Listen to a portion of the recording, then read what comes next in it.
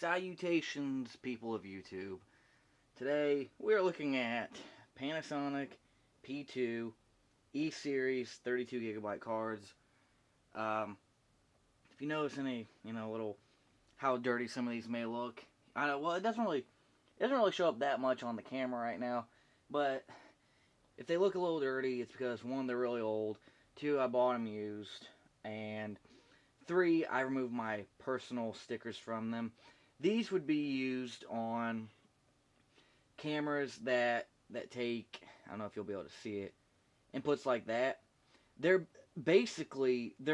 like a mixture of a hard drive, an SSD, and an SD card, for lack of a better term. They're like hybrids. They're kind of like, SATA drives are a mixture of hard disk drive and SSD in a way too, at least according to what I've read. And that they're as small as an SSD but still a hard drive and blah blah, things like that. These are really expensive. Going on eBay used for anywhere between $100 to $121 on any given day. They used to be $500, used to be $1,000, 32 gigabytes. They record really fast. They're for like film, 2K, 4K, so on and so forth. On the back, you'll have serial numbers and stuff like that. I'm not going to show that, just in case you know how people are. I'm not going to show those, but the back is basically just the silver with some information about the drive, the manufacturer's parts number, serial number, blah blah, things of that sort. But they're really for professional use, news stations, Hollywood. Some Hollywood films, some people that make music videos use these. Super fast, super reliable. Format in the camera, unless you have a port on your computer or a USB plug-in port, and then you can plug it into a USB port and then format it that way. So, Panasonic is a very reliable brand. They're a name brand. They have been around forever, and there's a reason for it. Their stuff lasts. And these cards are ultra reliable. They have really fast write speeds. Different models have different write speeds, and I don't know the exact ones for these, but they are fast enough for 2K and 4K, according to my uncle, who also works in the news business. He told me these were great to buy, so I bought them. He was just saying about how fast they are and reliable. They don't usually compress your video. Like, if you film on a point-and-shoot camera, your video is going to be compressed so much to whatever the internal settings are. On a DSLR, you have a little more power and control over that, but not too much more. And on news cameras, Hollywood films, even like ones that you buy for yourself because maybe you're an independent filmmaker and you don't want to use film, so you want to use one of these, stick it in your camera. They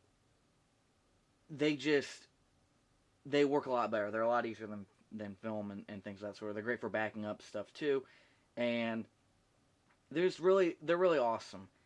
And he actually, showed me a few test shots, plugged these into one of his cameras, showed me a few test shots, how it looked. The compression there, it's just being so fast, with having such a fast write speed means that you can bump up your quality a whole bunch, and it looks absolutely beautiful using these. In my opinion, it looks better than on film, because film, you have to worry about the internal components of the camera being dusty or whatever getting onto your film as it's rolling and recording, and then you play it back, and then you see jitter, maybe the tape got a little bit jittery. On this, it's like, an SD card that you plug into your DSLR or any camera for that matter, or your phone camera. It's steady, there's no worry about film ripping or tearing or anything. You only have to worry about corrupting, just like with an SD card. Why do I keep saying SSD? With an fuck me. You know what I'm saying. With an SD card, those are the only worries. It gets corrupted or you accidentally delete it. On film, you have to worry about a whole bunch of other things. Degradation of film quality, internal dust getting into the components and ruining the film, it ripping, the tape ripping, or the tape fading away. So, corruption and accidental deletion, and also dropping these, I guess, versus some of the film issues.